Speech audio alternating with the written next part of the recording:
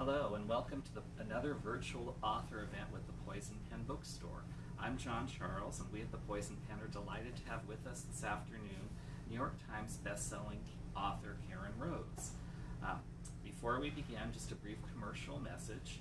We at the bookstore appreciate all of your orders of books, and I know Karen would love to have you order her new title through us too. So when you're thinking about ordering it, please do keep us in mind. You can go online or give us a call. We would be happy to get that book out to you.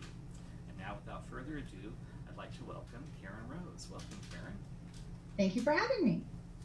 My first question for you is, tell us who Karen Rose was before you became a New York Times bestselling author. Well, I was actually kind of a lot of people, I think, as most people are. My very first career was as a chemical engineer, and I worked for Procter and Gamble, the company that makes, they make Pampers and Crest and and those products. And I got my bio. If you've read my bio, it says I have 2 patents in Metamucil, and how do you get Metamucil to taste better? That's it. Well, it was ground more finely, but you can't just grind it finely. You throw it on top of water and it sits there like sawdust. So there's a process to it. So that's what the patent was for. Okay. And my part of the patent was making sure it worked, even though it was more finely ground, and we don't want to go any further than that. Okay. That's all you need to know. But I was a lifetime reader, but I didn't read in college. And it was when I got out of college and started working and traveling that I started to read again. And I really fell in love with romantic suspense. And there's the whole killer part, there's the whole romance part, and I really love the way they came together. So I was reading a lot. And then I think it just woke up the writing part of my brain, and I started writing for fun. And at the beginning, it was just like I couldn't get the scene out of my head, so I started writing it down, and then that became a whole book. And I got a new assignment where I started traveling internationally, and that was the difference, because before writing was just like, if I have a little bit of time, I might write. But then it became, I was in hotel rooms and airports all over the world. I couldn't speak the language where I was most of the time, so TV wasn't an option after hours. So I started writing my own book. And I wrote like this for almost 10 years before I actually got the nerve to send a manuscript off to make sure that, to see if I could get published. So between the day I wrote my first page as a hobby to the day I saw my first book on a shelf was 10 years to the month. Good heavens. Yeah. So if you're out there and you're writing, don't give up. It can happen. Okay, let's talk a little bit about the book that brought you here today, Say No More. Tell us a little bit about the characters and the setting. Well, Say No More, first of all, this is the first book in the series, Say You're Sorry, which I actually talked about when I visited your store last year with Lisa Gardner. And in Say No More, you meet Daisy and Gideon is an escapee from a cult called Eden. And you learn a little bit about the cult within Say You're Sorry, but that's not the main thread.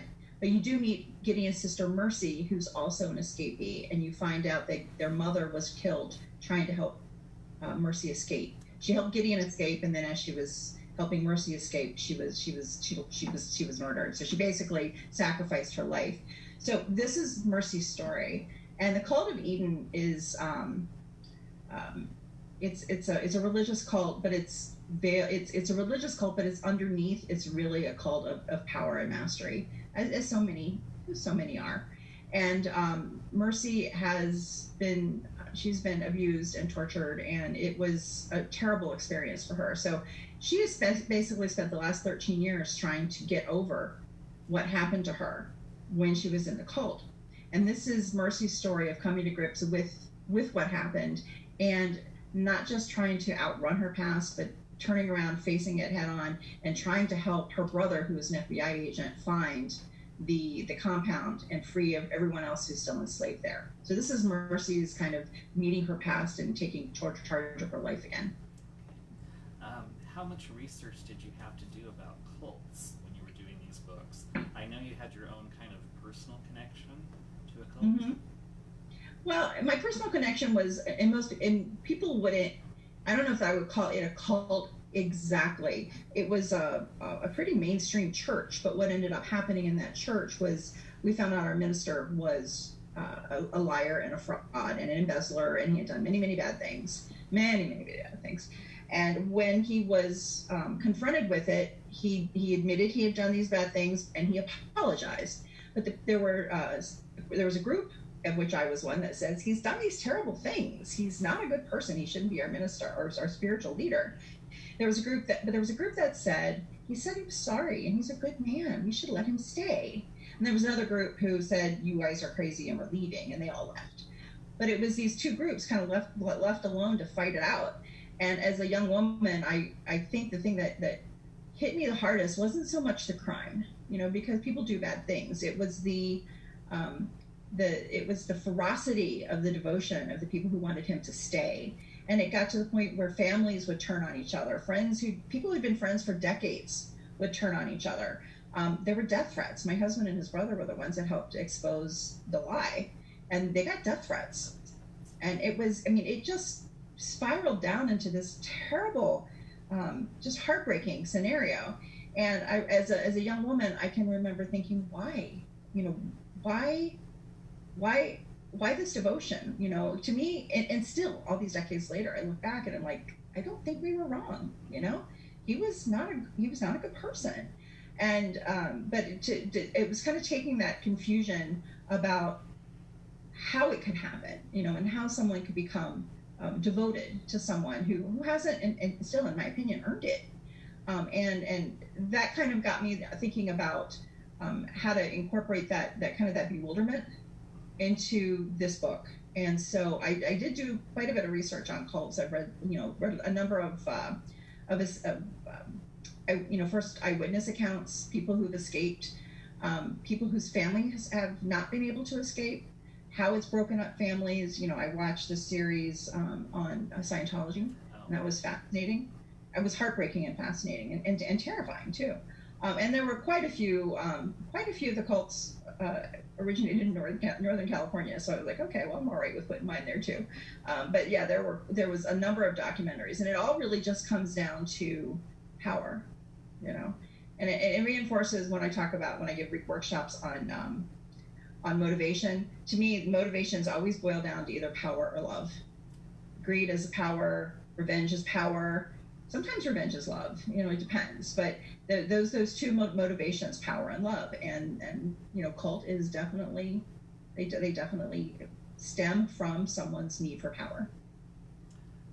When you talk about your writing process, you describe it as like being in a movie theater, 360 degrees around you. Can you explain that, or how does that impact you as a writer?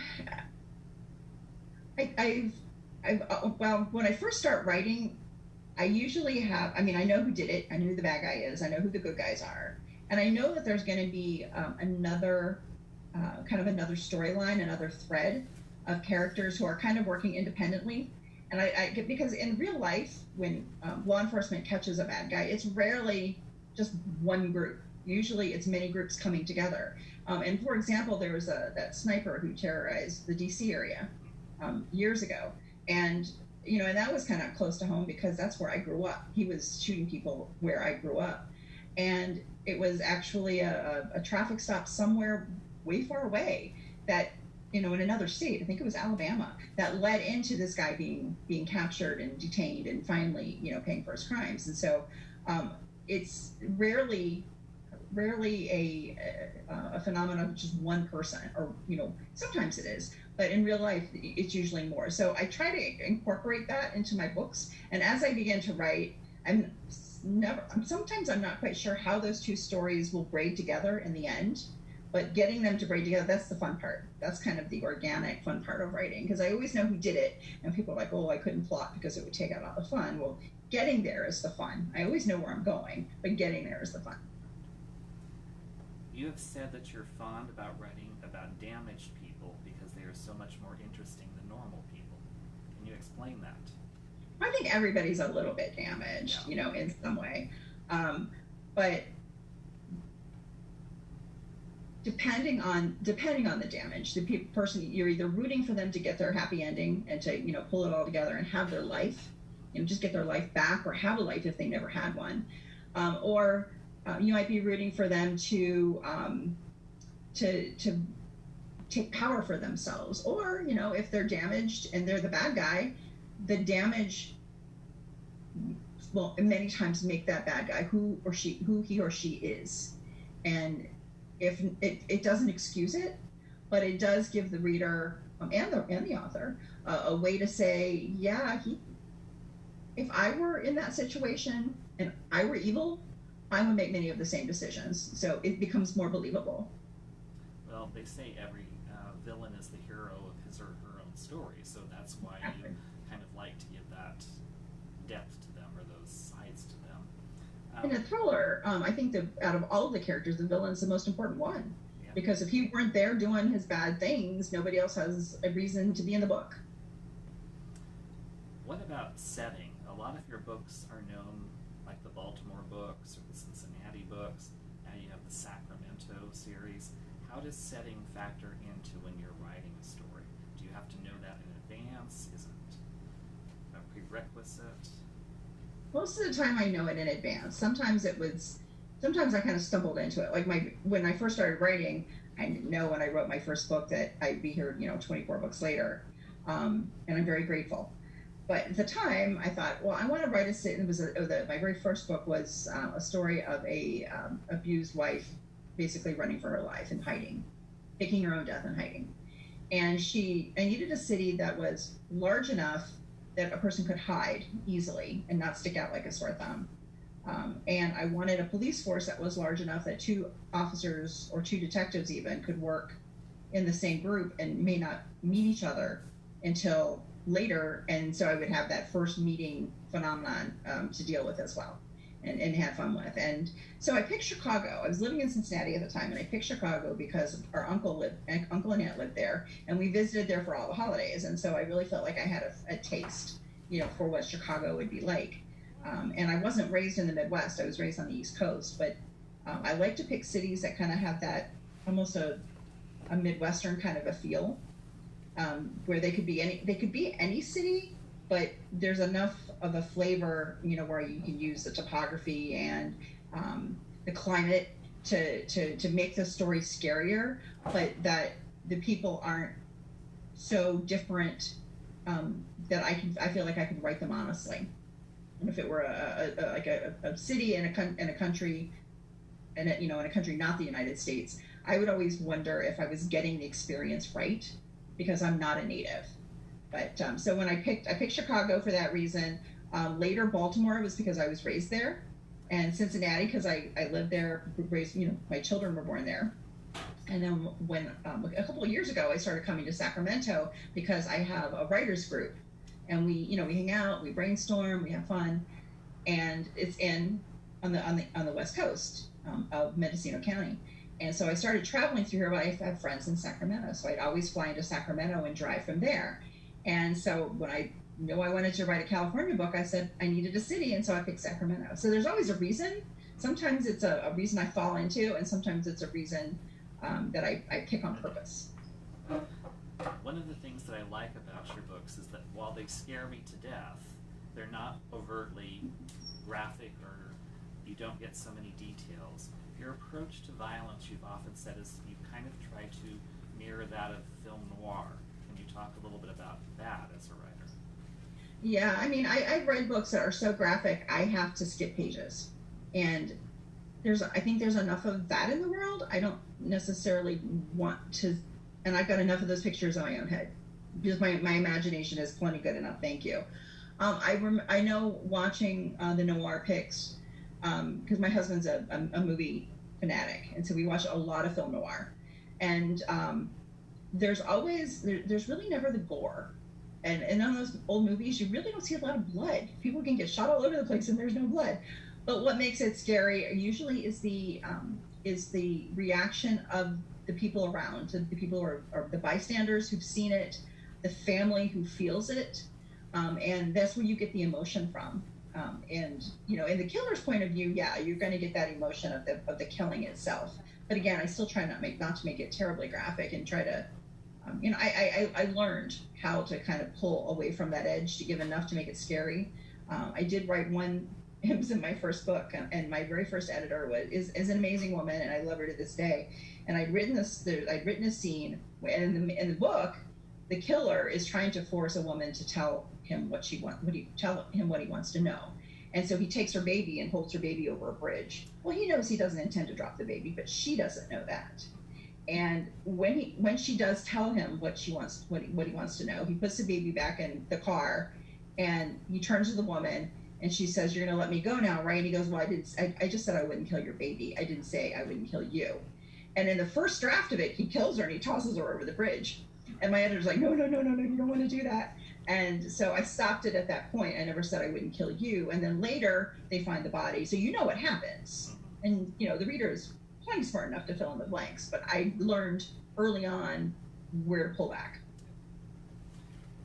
You mentioned that someone had asked you about writing villains and how that affects you as an author. Can you talk about that? Because you do write such dark books. How do you cope with that? Well, the villain always has a point of view in my book. And I really didn't know another way to do it when I first started out, and it worked for me, so I still do it. But it does take a toll. And there have been times where the villain there's one book where the villain was so scary, I saved all of her scenes for one day. And I'm a sequential writer, so I type in villain does this here, and then I would go on. But I have to be in the right frame of mind to face this person, because in my mind, for that moment, they're real and they're scary. And I know there was one villain, I kept waiting for her to show us. She was a woman, and there's no spoiler, because you know she's a woman from the first page. I kept waiting for there to be some softness to her, and there never was. And to this day, she's one of the villains that has scared me the most, because of what she was perfectly willing to do with absolutely no remorse or any second thoughts to good people. And so sometimes I have to save them all to do in a day, and then I kind of concentrate it, and that way I'm also not stringing it out so that because I get in a bad temper sometimes. I get short, I get irritable, and I can snap at people who I love, and I don't like to do that. So I save it all for one time where I know I can be by myself and kind of work through it. I tell the story about how right after my father died, I would accept any phone call from my mom, no matter what I was doing. And I'm typing, right, and my mother calls, like, "Hello," in the villain's voice. And she was like, what? And I'm like, no, it's okay. I was just writing a villain. It's all fine. But I do, and I realized this just recently. I've always joked that I write to light music, and one of my favorite go-tos is Barry Manilow. And I would have I Can't Smile Without You playing in the background, on auto repeat forever. And I'm sitting here writing, these gory scenes. Well, not gory, but these thriller scenes. And people always thought that was funny, and I chuckled at it a little too. However, recently I figured out that happy, light note kind of keeps part of my brain anchored, and I don't end up falling as deep into this dark place with the villain. And so my last book, Rainbow Connection with Kermit the Frog, was mine. And my daughter was really angry with me. I was like, "You ruined Kermit for me forever." But it was kind of that lightness and that happiness that really balances it for me. Now the reader doesn't get that, because they don't get Kermit singing in the background. So you guys got to find your own way to get through it. But that's how I get through it.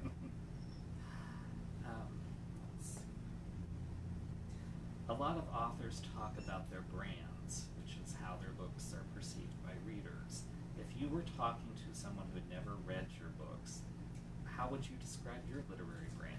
What words would you use? What would you say to them? I don't know if this is even relevant anymore. I think people have been around long enough to understand it. I would always say it's a blend between the police procedure of Law and Order and the drama of ER.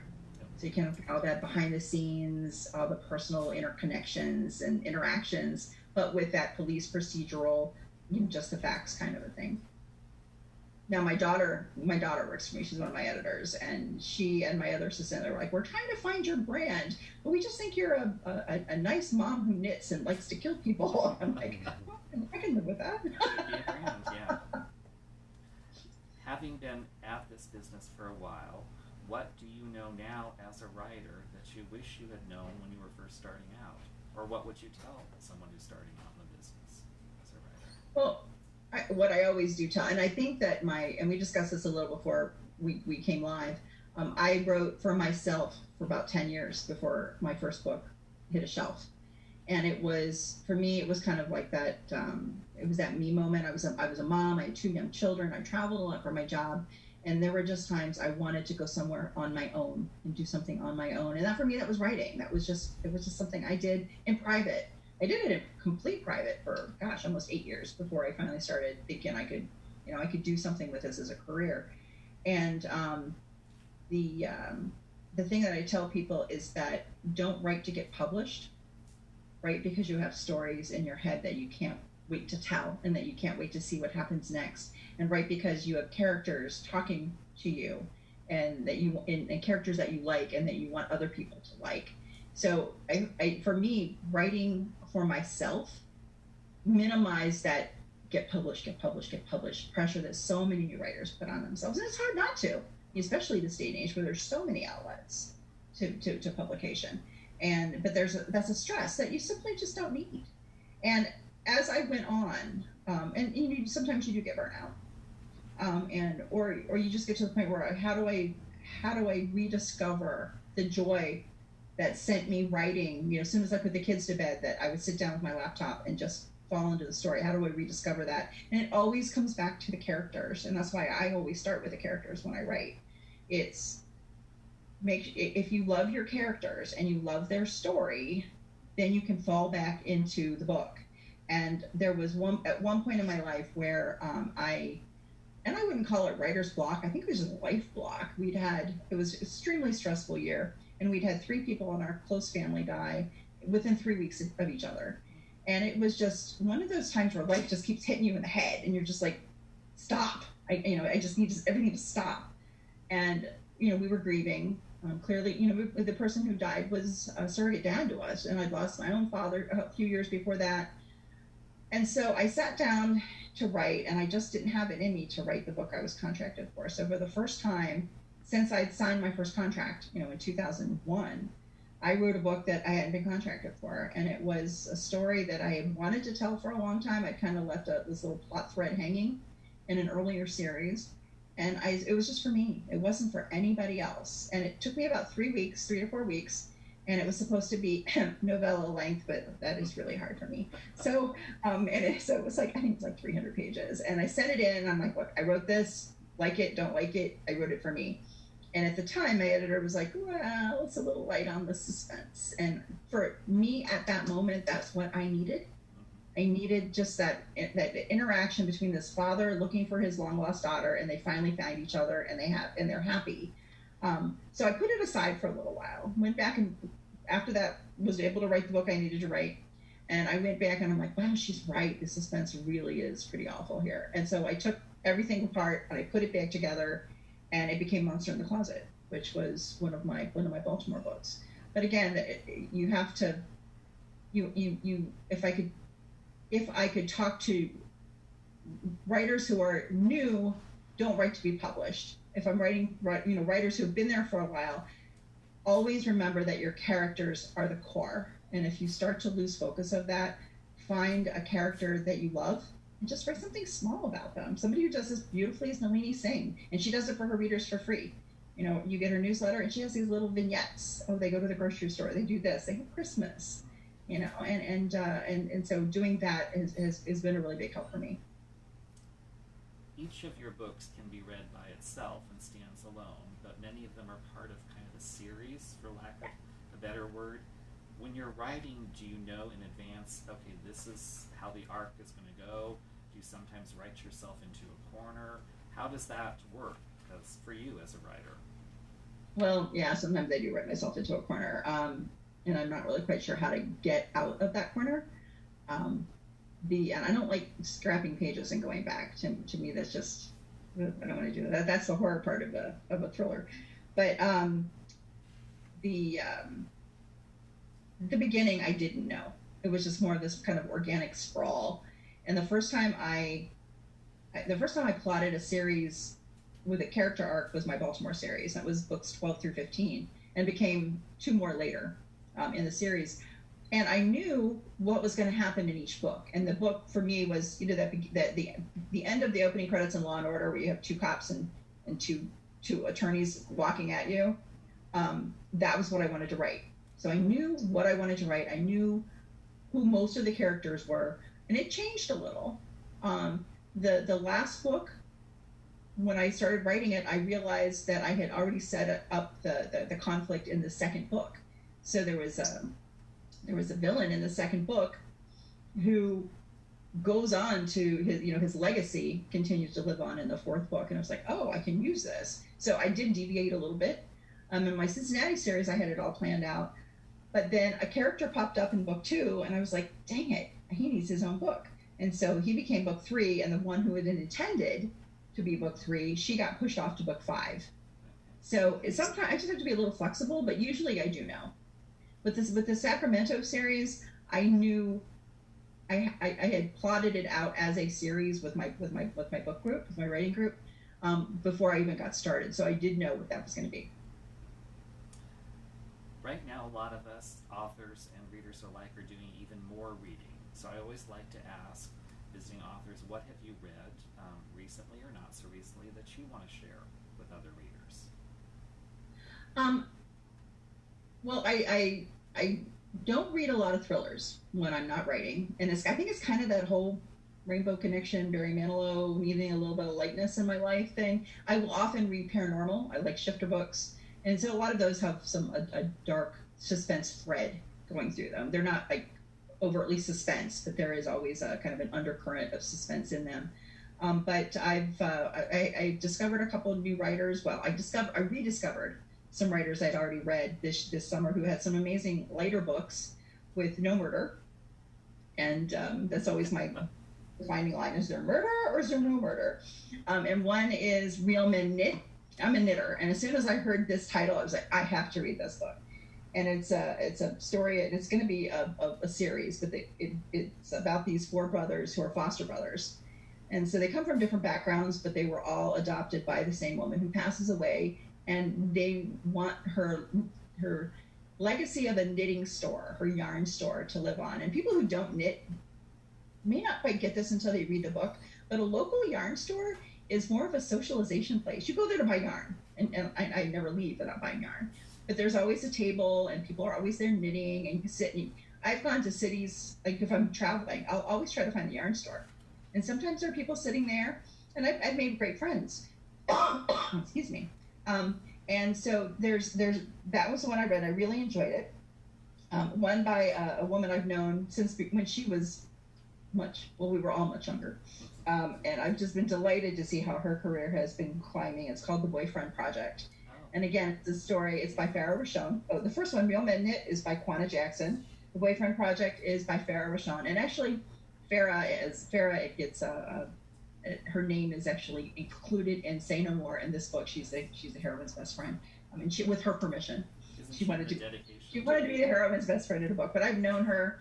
I think she came to my table at RWA back in 2004. And so I've known her forever. I've watched her career take off. She writes beautiful books. But this one's a story of 3 women who find out that they've been cheated on by the same guy through social media, and they decide that they are tired of looking, and they're tired of looking on apps. They're tired of dating. They're going to take this amount of time to focus on themselves. And this beautiful friendship develops between these 3 women who've been strangers until they meet in a restaurant because they're confronting this guy who's been cheating on them.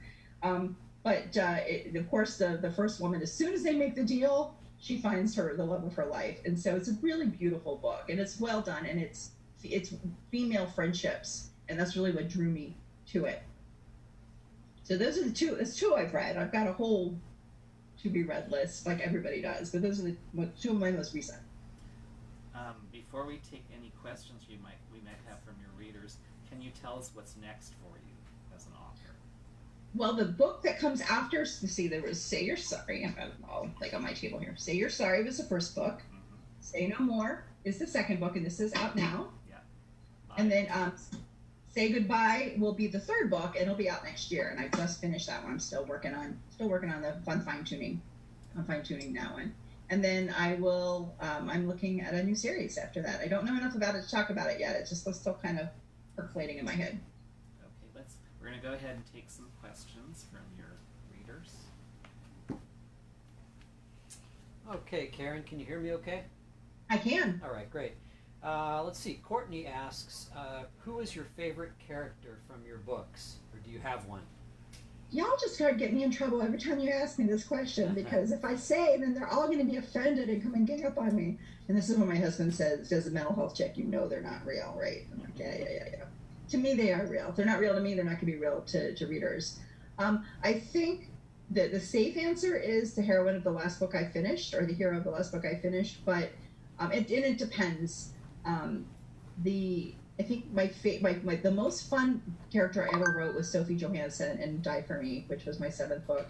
And Sophie is she's an archaeologist, and she specializes in medieval warfare, which is why she's brought in as a consultant on this book, because the villain is a video game designer, and he has been basically staging some of this. This is when cutscenes were really huge. I mean, people go, well, what cutscenes now? But this is when cutscenes were a big deal. And he's developing these cutscenes for this new video game, and it's about the Inquisition. And so there's a lot of, I just had so much fun writing that book. But Sophie is such a fun character, and she's so eccentric and kind of eclectic, and I really, really loved writing her. But one that's probably most like me, not so much in terms of her backstory, because of course, they all have tragic backstories. So, my backstory is pretty bland in comparison.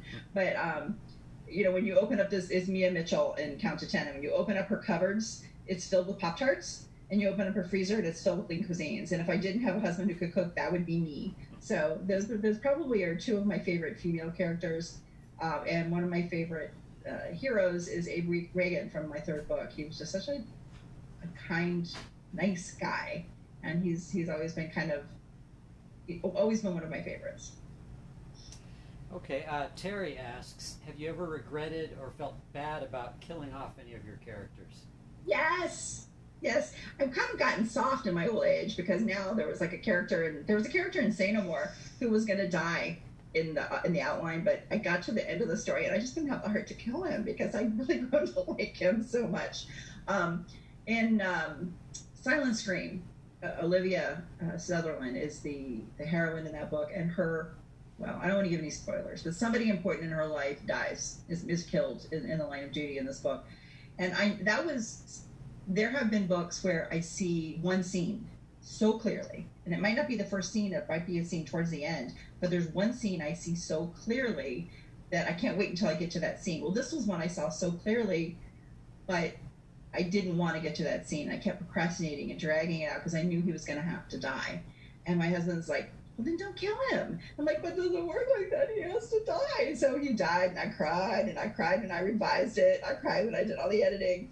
And it still makes me wistful, because the scene is all of the detectives on the squad wore hats, like fedoras. And it's after the hat squad in Atlanta, Georgia, where the homicide department, they wear fedoras, and one of the retired lieutenant gave me some amazing ideas, and he's the one who started the whole fedora wearing thing a few decades ago. Anyway, it's this guy's fedora is on the ground, and there's blood all over the ground, and it's just his hat there on the ground by itself, and that was the scene, and I actually woke up with that scene in my head. It was like middle of the night. That's going to be the next book, and I still feel bad about that. But there have been people I've killed off that my editor's like, don't kill them off. And they've gone on to become important in later books. And so my editors are pretty good about curbing my more homicidal tendencies, I think. Okay, Kathy has a question. She says, do you have a special place where you write your books? What's your office space like? And it's kind of a corollary to that. You mentioned that you were a night creature. Do you write during the evenings or the mornings? What's your schedule like? Well, my brain turns on at about 10 o'clock at night. That's when I become a productive member of society. And then my most productive hours are where, and it doesn't matter where I live, because I split my time between the East and West Coast. And if I'm on the East Coast, it doesn't matter. It's always 10 to like 6 in the morning, and that's my productive writing time. And it has to be a space that's completely, where I can be completely alone. It's completely quiet, and I don't hear well, and so if I'm in a place where somebody can walk up behind me, it scares the ever living crap out of me, and it just like yanks me out of the story. So I like to be somewhere where I'm completely alone. I know I don't have to worry about what's going on in my periphery, because when you're very hard of hearing, you depend on your periphery to know what's coming at you and what's happening. I read lips and all of that. So that not having that distraction is really important. So when I'm in Florida, I have a small place on the beach where I go to write, which is like super nice. And when I'm here in California, I have a place where I can go off on my own as well.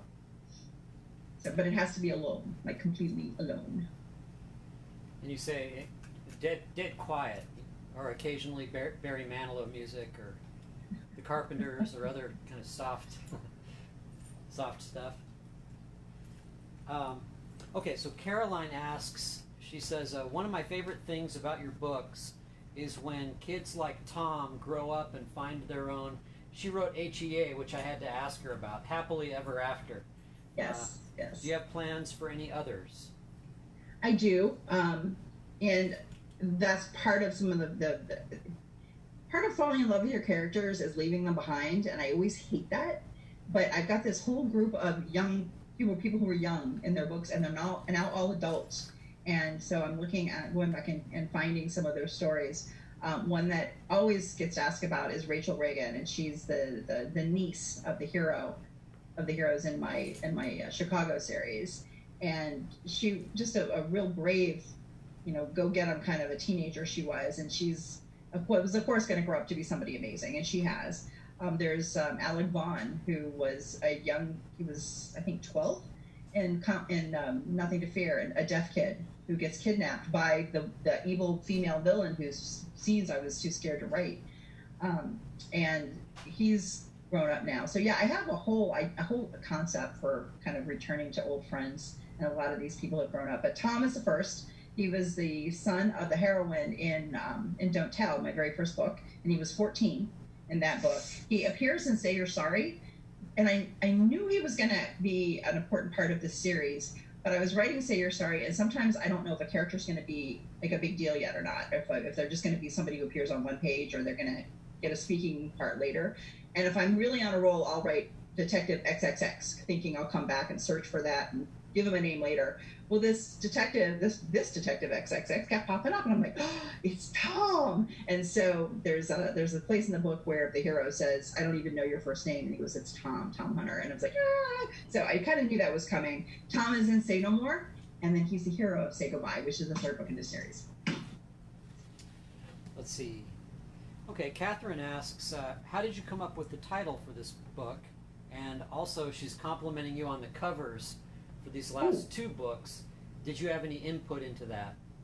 The covers, no. I tried to input once on a cover, and it was kind of a disaster, so I just don't even. They'll ask me if I like it, and I'm like, can you change this? Can you change that? Her eyes are supposed to be a different, and then they can easily change that kind of stuff. But I didn't have any input in these books, and when I opened up the email for Say You're Sorry, because this is a different look than I had before. I went, oh, because it was so wonderful, and I love it. And I just saw the cover for the third book in the series, and it's gorgeous. I can't share it yet, but it's gorgeous, and I really love it. But the titles, I am horrible with titles, because all my titles would be like 15 words long if it were up to me. But I did come up with the ones in this series. I'm very proud of myself. I think that probably I've come up with maybe 2/3 of my titles, but usually it's a collaborative effort. I'll throw a bunch of titles on the table. Between my agent, my editor, some of their folks that work in their groups, they'll all pitch in, and it kind of takes a village to give me a good title. Let's see. A last question here is the inevitable question about TV and movie stuff. Anything going on there? I wish. That's kind of a weird process, because when I think I've understood it, it goes away. I have been approached a couple times for options, but it hasn't gone anywhere yet. So if you're sitting on an airplane in sometime in the near future, when it's, when people are feeling safe to fly again, and you're sitting, just happen to be sitting next to a movie producer and they ask you what you're reading, just go on and on. Feel free to gush, because sometimes it's those chance meetings, that serendipity that helps people get those kinds of deals. I did have a book that was a couple of books that were supposed to be made into TV movies for Germany, and then their TV movies are better than studio movies, so it's kind of the opposite. But that was back in 2008, and after we'd signed all the contracts and everything, the recession hit, and the studio ran out of money, and so it didn't go anywhere. That's the closest I've gotten, is gotten to the end of a contract and actually looking to cast, and then everything kind of fell apart. So don't forget, if you ever meet a studio producer, mention my name. I'll be very grateful. Well, I'd like to thank you, Karen, for taking time to come and visit us at the Poison Pen, and thank you for watching. Once again, thank you.